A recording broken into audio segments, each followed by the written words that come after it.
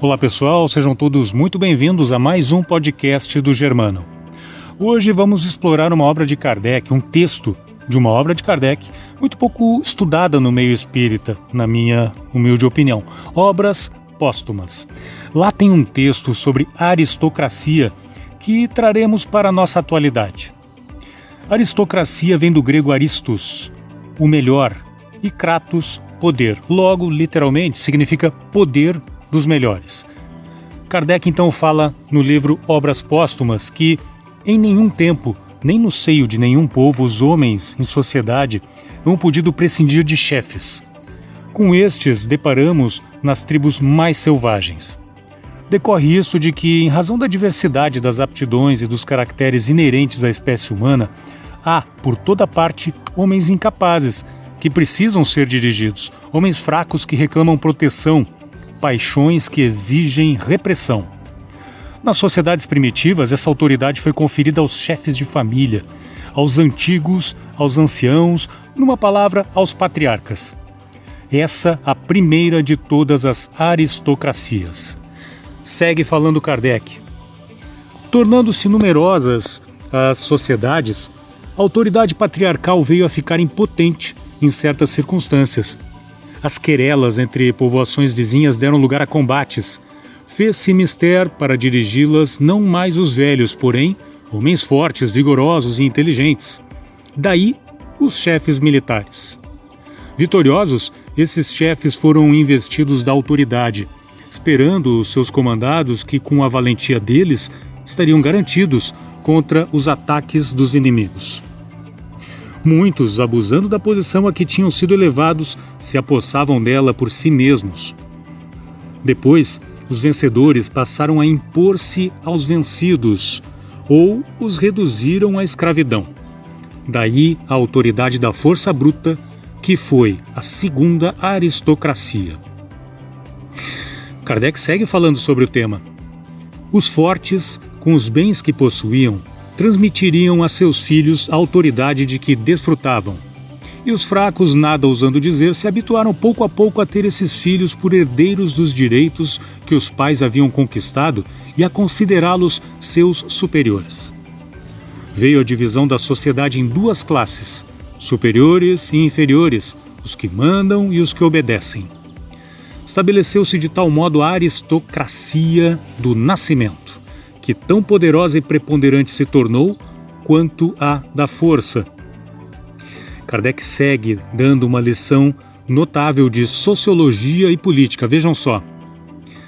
Para a conservação destes poderes, era necessário lhes dessem o prestígio da legalidade.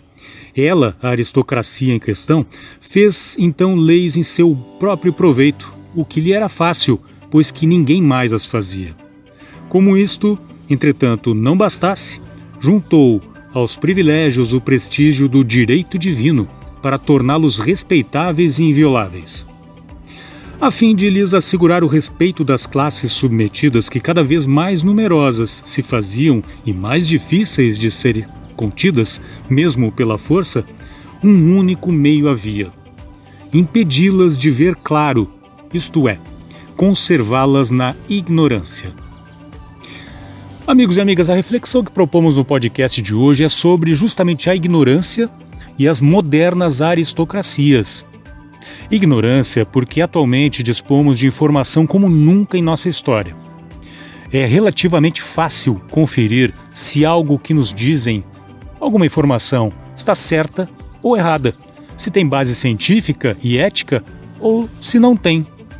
Então, por exemplo, não podemos mais ignorar que nossos hábitos de consumo, sustentados por uma indústria que retira recursos da natureza como se não houvesse amanhã, devolvendo poluição e exterminando vidas, direta ou indiretamente, não podem mais ser caracterizados pela indiferença e desprezo pela fauna, pela flora e pelo meio ambiente. Não há mais justificativas para o estacionamento na ignorância. E como mencionamos a indústria de forma geral, a ideia é aqui comparar o texto de Kardec sobre aristocracias com o poder da indústria e das finanças nos dias de hoje. A indústria da pecuária não deseja nos manter na ignorância sobre a dor e o sofrimento impostos a irmãos nossos de jornada, os animais, quando temos outras opções de alimento? A indústria da pecuária não deseja nos manter na ignorância sobre as pegadas ambientais gravíssimas deixadas pelo seu processo industrial? O mundo financeiro não tenta passar uma imagem ecologicamente correta, apoiando, de fato, projetos ambientais ditos verdes, enquanto, por outro lado, prossegue financiando pesadamente, com subsídios governamentais, inclusive, a indústria do petróleo e do carvão, elementos-chave para a degradação ambiental que presenciamos diariamente? Percebem essa pequena amostra da moderna aristocracia? Felizmente, temos muita informação ao alcance de nossos mouses. A doutrina espírita é rica em aconselhamentos e redirecionamentos comportamentais. Vejam, por exemplo, Joana de Ângeles, no livro Dias Gloriosos. A benfeitora diz: vejamos, por exemplo, o que vem ocorrendo no ecossistema. O desrespeito à natureza por ignorância inicial e por interesses mesquinhos e argentários no momento tem produzido diversos efeitos graves para a própria existência humana. Percebem aqui uma pequena amostra da moderna aristocracia?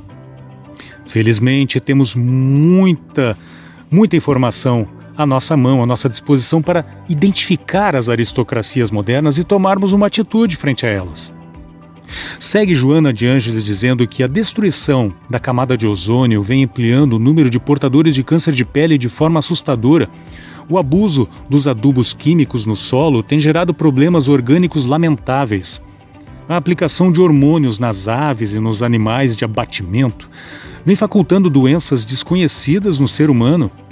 A diminuição do volume de água ameaça regiões onde a vida que se encontra a perecer. A presença do mercúrio nos rios enseja-lhes o envenenamento, destruindo a flora e a fauna, bem como as populações ribeirinhas. O aumento das áreas desérticas e o degelo dos polos constituem ameaças que estão preocupando alguns governos e nações do planeta que temem pelo futuro, momentaneamente sombreado por angústias. Então, amigos e amigas, vamos aceitar, submissos, aristocracias que se movem em sentido contrário à real, concreta fraternidade pregada pelo Cristo? Pensem nisso por nosso próprio bem, pelo bem de filhos e netos, e por nós mesmos no futuro, se merecermos reencarnar no mundo de regeneração ecológica ambientalmente preservado. Um grande abraço a todos, boas reflexões, boas ações e até a próxima.